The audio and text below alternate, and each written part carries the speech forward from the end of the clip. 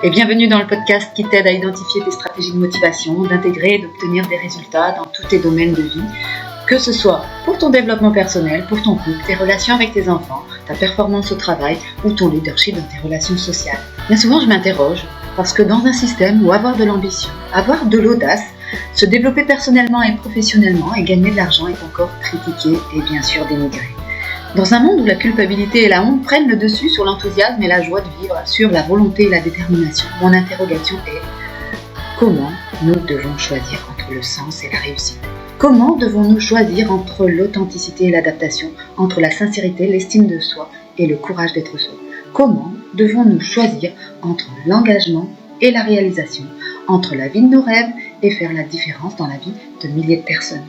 Comment pouvons-nous être des humains, des chefs d'entreprise, des chefs de service, des soignants, des investisseurs dans le domaine de la santé, des thérapeutes, sans sacrifier nos rêves et ce qui est vraiment essentiel pour nous. Mon nom est Sylvie Vanneville et bienvenue dans le podcast qui t'aide à cultiver un esprit gagnant. Bonjour, c'est avec plaisir qu'on se retrouve pour un nouveau sujet de podcast. Cette semaine, je voudrais vous parler des vertus de l'échec. Vertus de l'échec, échec, c'est négatif ou c'est plutôt positif ? Échouer est-il un frein ? Ou une possibilité de bien avancer. Échec, est-ce une vertu ou un vice ? Je pars des travaux de Charles Pépin. Charles Pépin est un écrivain et philosophe contemporain. Il a notamment publié pas mal d'ouvrages et d'essais philosophiques comme Les vertus de l'échec, La confiance en soi, La rencontre, La joie. Et il a fait beaucoup de présentations auxquelles je m'intéresse beaucoup. Dans ce qu'il nous partage, il nous demande une première question. Qu'ont en commun Charles de Gaulle, Steve Jobs et Serge Gainsbourg ? Qu'est-ce qui rapproche J.K. Rowling, Charles Darwin et Roger Federer ? Ou encore Winston Churchill, Thomas Edison ou Barbara ? Chacun d'entre eux a connu l'échec, et des échecs éclatants, énormes échecs. Oui, ils n'ont pas seulement échoué, ils ont échoué pour pouvoir réussir. Ils ont échoué avant de réussir. Mieux, c'est parce qu'ils ont tant échoué et qu'ils n'ont rien lâché qu'ils ont pu autant réussir. Sans leur réelle résistance, sans leur résistance dans l'adversité, sans toutes ces occasions de réfléchir à nouveau, de rebondir, sans tous ces ratés qu'ils ont connus, ils n'auraient pas pu offrir au monde ce qu'ils nous ont offert et la trace qu'ils laissent de leur passage dans notre monde. Ils n'auraient absolument pas pu accomplir ce qu'ils ont fait. Par exemple, au début de la Première Guerre mondiale et au cœur de la Seconde Guerre mondiale, Charles de Gaulle a enduré près de 30 ans de déconvenues. 30 ans de déconvenues, avant de devenir le Charles de Gaulle que vous connaissez dans vos livres d'histoire. Mais c'est au contact de toutes ces déconvenues qu'il a affirmé son caractère et a pris en mesure son désir de faire vivre une certaine idée de la France. Et lorsque l'histoire a tourné, à l'époque où il est parti en Angleterre, etc., quand le vent a tourné et l'histoire a tourné, ces échecs l'avaient tellement endurci et l'avaient préparé au combat. Ces échecs ont été là pour pouvoir permettre à la France cette grande réussite. Alors c'est pareil pour Thomas Edison. Il a, lui, échoué tant de fois. Vous savez, Thomas Edison, c'est celui qui a créé l'ampoule électrique, avec le fil de tungstène, etc. Et il a tant échoué, et un de ses collaborateurs lui a demandé comment il pouvait supporter autant d'échecs, des milliers d'échecs.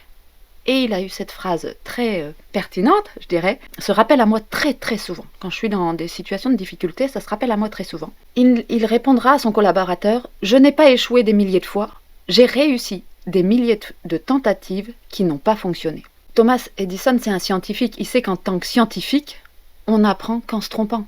Toutes les grandes recherches et toutes les grandes découvertes ont été issues de découvertes fortuites ou d'erreurs ou d'échecs. Et à chaque fois qu'il a fait des erreurs, il a pu poser une action rectificative qui l'amenait pas à pas, mais des milliers de pas vers la vérité et la création de l'ampoule électrique. Pareil, Serge Gainsbourg, c'est la même chose. Il connaît des déconvenues en tant que carrière de peintre et il va échouer dans sa carrière de peintre et il va se tourner vers un art qui dit un art mineur, la chanson. Mais c'est là, précisément, où il va exceller.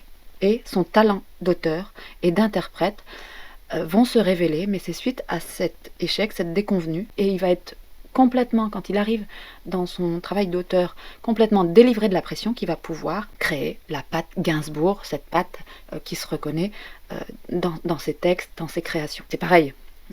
On va parler de sportifs maintenant, on a parlé d'hommes de l'histoire, on a parlé de scientifiques, on a parlé d'un créatif chanteur et peintre, auteur, et un sportif, Roger Federer.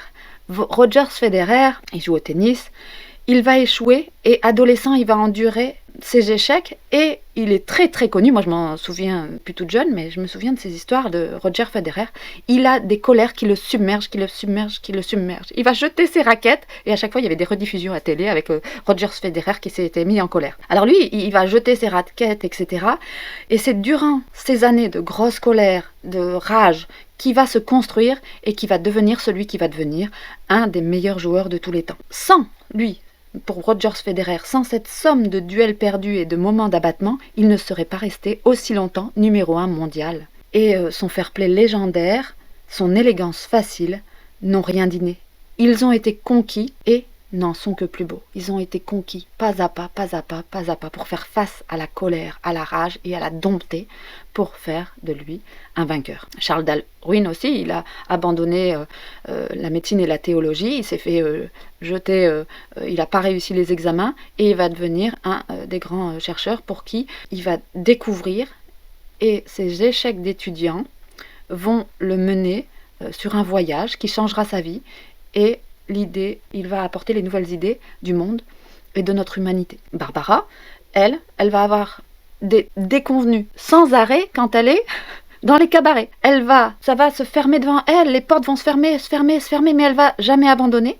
Et quand elle va avoir le droit de se produire dans certains cabarets parisiens, elle va chanter sous les sifflets, on va se moquer d'elle, elle va être huée. Et petit à petit, à force de sa force de vie, son empathie, son humanité et la somme d'humiliation qu'elle a connue va la construire et va créer Barbara et va faire d'elle l'interprète et celle qui va écrire les plus belles chansons du répertoire, comme Ma plus belle histoire d'amour c'est vous, L'aigle noir et d'autres magnifiques chansons de Barbara. C'est tous ces échecs qui vont apporter à nous de belles créations.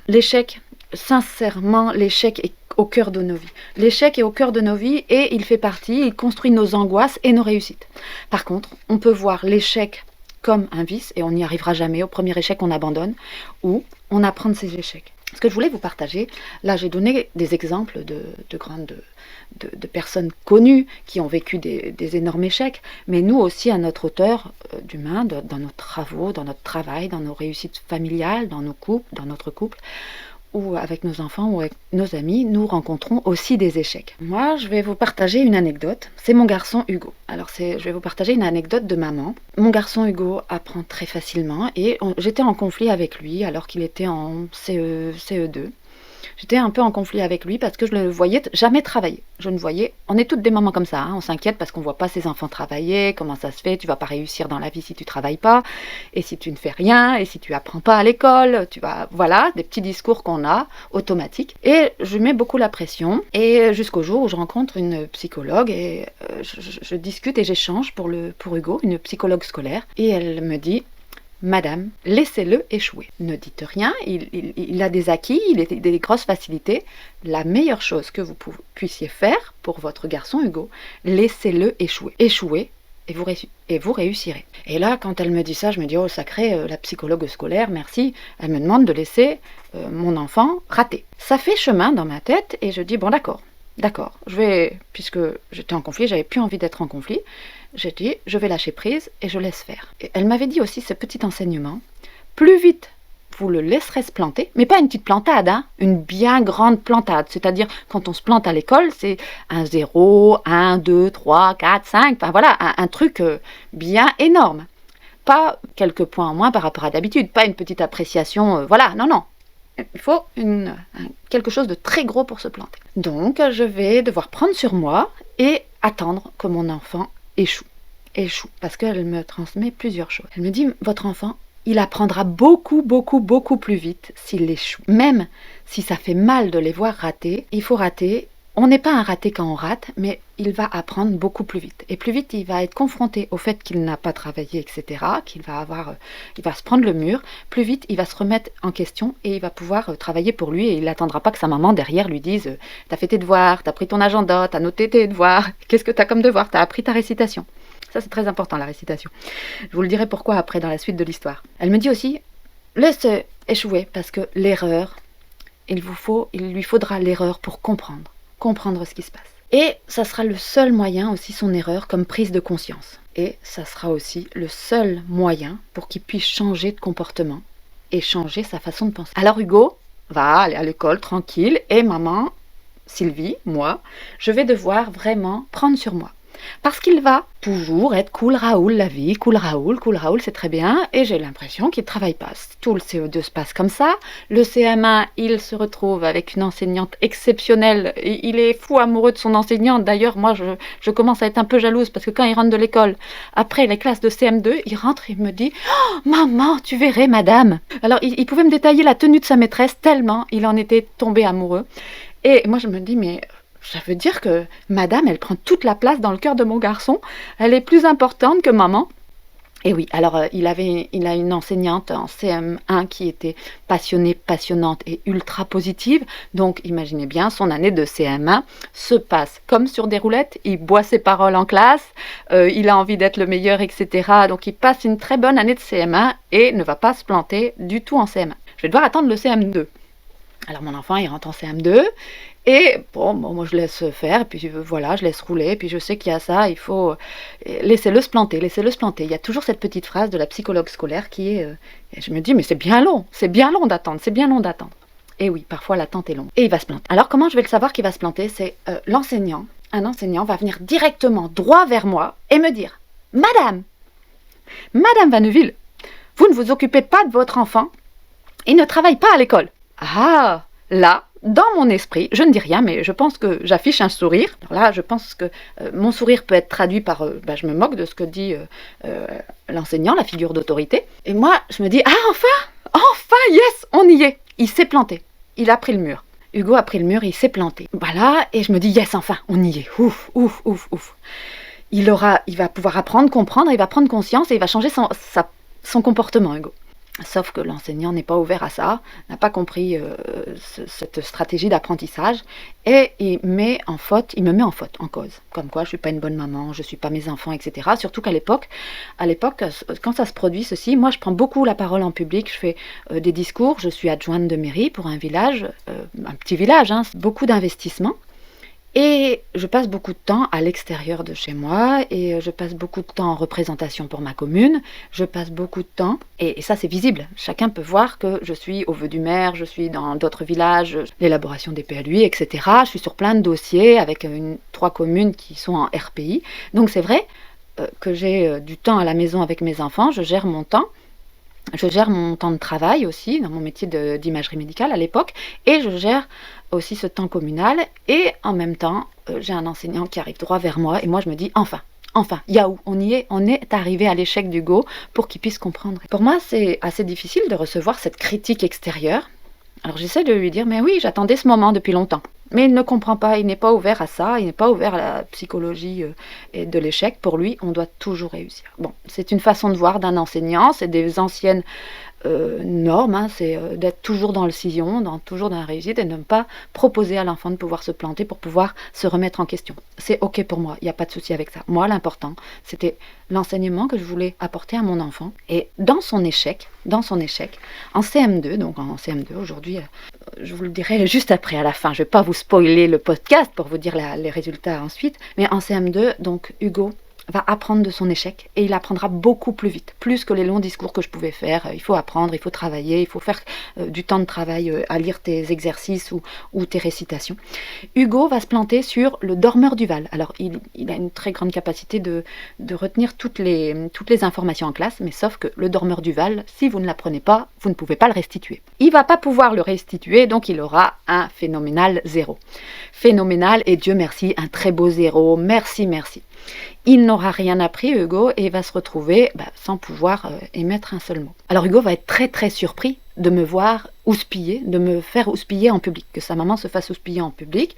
Et il va même, ensuite, je me souviens très bien, Hugo va venir près de moi, tout penaud, il va dire, excuse-moi maman, j'aurais dû apprendre ma récitation, monsieur est à fort disputé devant tout le monde. Et je dis, non Hugo, c'est rien du tout. Ça, c'est rien du tout, c'est pas grave, et en fait, c'est une maladresse de cet enseignant, elle n'a pas à faire ce genre de choses publiquement. On n'humilie pas une maman publiquement devant d'autres personnes, ça ne se fait pas. Mais c'est quelqu'un, tu apprendras dans la vie qu'il y a des personnes qui ont besoin de montrer leur autorité et d'humilier publiquement d'autres personnes. Ça, c'est ok. Et ça, c'est pas grave, ça t'apprendra aussi. Ça se reproduira par 2 fois, donc en fait, au vœu du maire et à une fête de Noël, où l'enseignant va vraiment me houspiller publiquement pour dire que je ne suis pas mes enfants et qu'au lieu de faire des beaux discours pour la fête de Noël des enfants et pour les vœux du maire, je ferais mieux de m'occuper de mes enfants. Moi, je suis assez vexée, je suis vexée, mais je ne dis rien et je dis gardons ceci en enseignement. Hugo, de tout ceci, aura appris beaucoup plus vite et il aura appris que le fait de rater, ça ne veut pas dire qu'on est un raté. Il va perdre un peu confiance en lui, Hugo, sur la 6e et sur cette année scolaire de CM2, puisque ça se passe en décembre. Et il va devoir vraiment travailler sur lui un peu plus. On va travailler avec lui la confiance en lui jusque juin. Mais quand il va arriver en 6e, ça va se passer de mieux en mieux et je vais le laisser en grande autonomie. Hugo, il a besoin qu'il soit autonome, qu'il y ait de la place autour de lui pour pouvoir apprendre, évoluer et faire ses expériences. Alors, de cette histoire que je veux vous raconter, Hugo a appris beaucoup plus vite, il a compris très bien ce qui se passait. Il a compris aussi de son environnement, qu'il y avait des personnes très bienveillantes aussi qui lui disaient « c'est pas grave après tout l'échec, t'as pas appris le dormeur du Val. Voilà, maintenant tu sais ce que c'est que d'aller sans avoir appris une récitation. Tu as 0, enfin voilà, c'est 0. Est-ce que c'est ok pour toi d'avoir 0 ? Est-ce que c'est juste ou injuste ? » Et Hugo va me dire, mais maman, c'est juste, j'ai pas appris, qu'est-ce que tu veux, j'ai pas appris du tout. Il a pris conscience qu'en ne travaillant pas sur certains sujets, il ne pouvait pas y aller, comme on dit les jeunes, finger in the nose, au talent, comme ils disent. Oh, j'y vais au talent. Ouais, j'y vais au talent, d'accord, mais le dormeur du Val, tu peux y aller au talent, ça sera difficile. Il a pris conscience et il a changé sa façon de penser et son comportement. Ça a été une grande leçon d'humilité. Aussi pour moi, ça a permis aussi à mon garçon Hugo d'affirmer son caractère et de moi de pouvoir lâcher prise et pouvoir faire confiance aux capacités de mes enfants. Ça a été aussi une chance de réinventer notre relation parent-enfant, moi, maman, avec Hugo. Ça a été aussi une façon de nous réinventer. Mais ça a aussi été une grande chance pour Hugo de réinventer sa façon de voir les études, le travail et comment on aborde tout ça. Et de cet acte délibéré, parce que c'est délibérément qu'il n'avait pas appris, de cet accident heureux, un très heureux accident. Aujourd'hui, Hugo est épanoui en cours, à l'école, il sait faire ses choix, etc. Il va travailler les sujets où il a plus de difficultés, où c'est moins facile et il ne peut pas y aller. Il utilise sa grande capacité de retenir très vite et Hugo sait qu'il apprend un maximum en classe pour avoir le moins de travail possible à la maison. Ça a toujours été sa façon de faire et c'est ok, c'est super bien. Et Hugo, aujourd'hui, sans jamais de le 6e et depuis le CE2, sans jamais moi ne lui mettre la pression, Hugo est arrivé avec un brevet des collèges, avec mention très bien, où j'étais vraiment très fière, où j'ai pas besoin de dire à Hugo qu'est-ce que tu dois faire, qu'est-ce que tu dois pas faire, je n'ai pas besoin d'être derrière, c'est un enfant autonome et qui aime les études et qui aime apprendre, qui aime aussi les professeurs passionnés, passionnants et positifs. Là aujourd'hui il arrive dans un cursus en seconde et la suite nous dira si ce qui fera de sa très belle vie et très longue vie et moi je suis très fière de mon enfant Hugo. Je voulais vous apporter une idée forte qu'on partage nous en coaching de performance que j'ai appris plus tard parce que je suis rentrée à l'école de neurosciences moi après quand Hugo était en 5e. Donc en 6e ou en 5e. Donc je suis rentrée à l'école de neurosciences et nous avons un parcours à pratiquer pour comprendre. C'est premièrement connaissance, deuxième étape la compréhension, troisième étape avoir conscience de ce qui se passe et ensuite avoir le changement de pensée et de comportement. On ne peut pas demander à un enfant de changer de pensée ou de comportement sans qu'il a même s'il a la connaissance, qu'il ne travaillait pas du tout à la maison, moi je le voyais bien, et lui aussi avait la connaissance qu'il n'ouvrait pas un cahier à la maison, mais sans qu'il puisse comprendre et qu'il puisse avoir conscience que ce que ça pouvait produire. Voilà. Alors moi, ça me fait très plaisir de vous partager cette anecdote très personnelle sur cet échec, un échec de mon enfant. Alors aussi, on se retrouve en troisième et Hugo est dans la voiture avec moi et on partage. Et à un moment, il rentre dans la voiture et dit « Tu sais pas quoi, maman? Tu sais pas quoi, maman ?» Non, je sais pas quoi, Hugo. Mais vas-y, tu vas me raconter. Devine quoi? Devine qu'est-ce qui m'arrive? Parce que moi, je crois que j'ai un karma pourri. Ah bon, t'as un karma pourri? Pourquoi tu me dis ça, Hugo? Ah, tu sais pas? On a dû tirer au sort.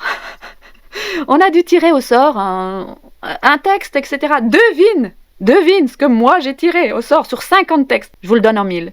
Le dormeur du Val. Donc là, j'éclate de rire. Il éclate de rire aussi. Il sait que ça me fera beaucoup rire parce que à ce moment-là, on avait beaucoup de pression en CM2. Et 4 ans et demi après, on rit avec ce très beau souvenir. Et je dis, alors là, qu'est-ce que tu vas faire, Hugo? Qu'est-ce que tu as envie de faire? Maman, je vais me mettre à le lire quand même. Et je vais quand même étudier le dormeur du Val parce que avec cette histoire, je crois que le dormeur du Val va revenir souvent sur mon chemin. Et j'ai dit oui, c'est vrai, Hugo. Voilà, tout ça pour vous dire que il aurait pu se positionner et nous, j'aurais pu positionner Hugo en victime de cet échec, victime des remarques du professeur, etc. Non, pas du tout. C'est une grande vertu. La vertu de l'échec, je voudrais partager encore cette idée, c'est une force morale. La vertu, c'est vraiment la force morale par laquelle l'être humain tend au bien et s'applique à suivre une règle, une loi morale. C'est opposé au vice. Donc c'est une grande vertu. Accepter l'échec, étudier l'échec et on va persévérer. Je vous partagerai souvent ce genre d'anecdotes, d'idées fortes, d'exemples dans mes coachings ou dans les coachings des plus grands, dans ces podcasts, pour justement vous les transmettre, parce que ce sont sur les histoires vécues.